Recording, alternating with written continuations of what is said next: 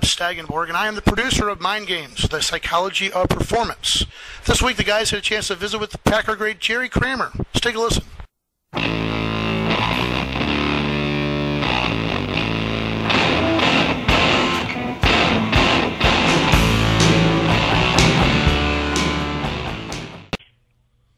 Jerry, when you and I spoke off the air about doing this interview, I want to take this a little bit different direction for a moment. One of the dynamics that you said you were interested in was this phenomenon of players choking. And I was wondering if you felt, going back to that fear thing, if that ever played a part. You told me a story about your playing in the 1962 playoff game and going out on the field to kick a field goal. Can you talk a little bit about that instance for us?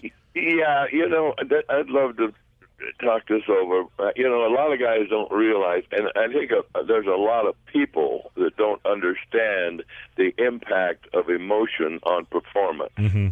And I got a very early look at this. There were 3 or 4 situations in my life that made me understand that. I'm a high school senior from a small town in northern Idaho, and I go to the big city of Boise, Idaho, mm-hmm.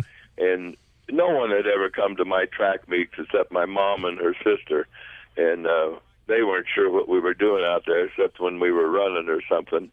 And so there were probably 5,000 people at this Boise track meet, and there was a big loudspeaker about 20 feet from the shot put ring, and I had blown my right arm off when I was a junior, not off, but just mangled it with a 10-gauge double-barrel shotgun. Mm-hmm. But I had continued to But throw who the hasn't, shot, Jerry? and I had the best throw in the state at 49 and change at that time.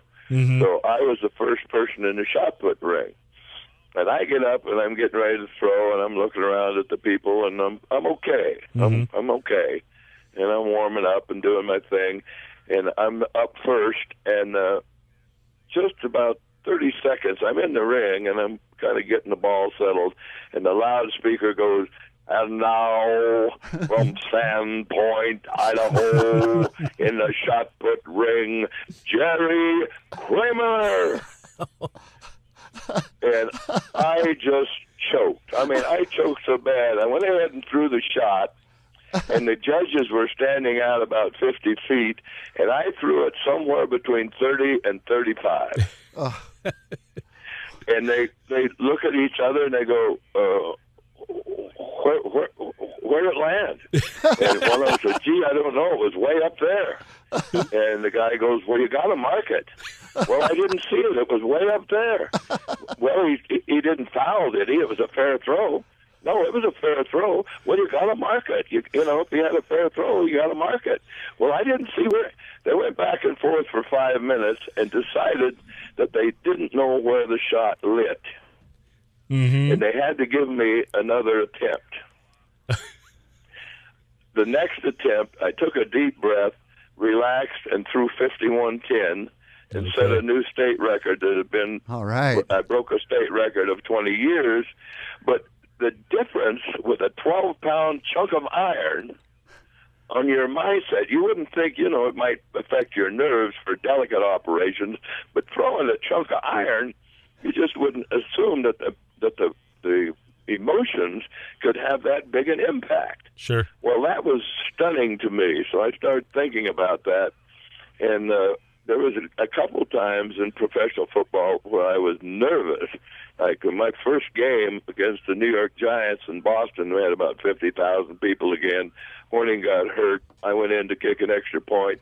My leg is shaking so bad it's jumping off the ground. It's literally coming off the ground. My leg is jumping up and down in the air, and Ringo centers the ball. I take a swipe at it and hit one of the linemen in the backside, and the announcer says, "The kick is blocked."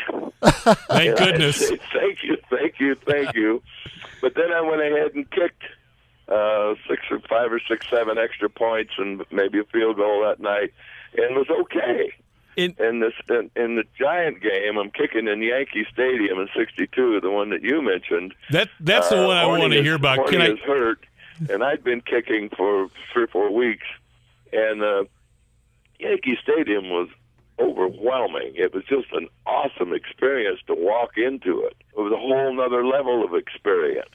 And then to be in a championship contest on the field was, quite a thing for a boy from a small town in Idaho. Sure.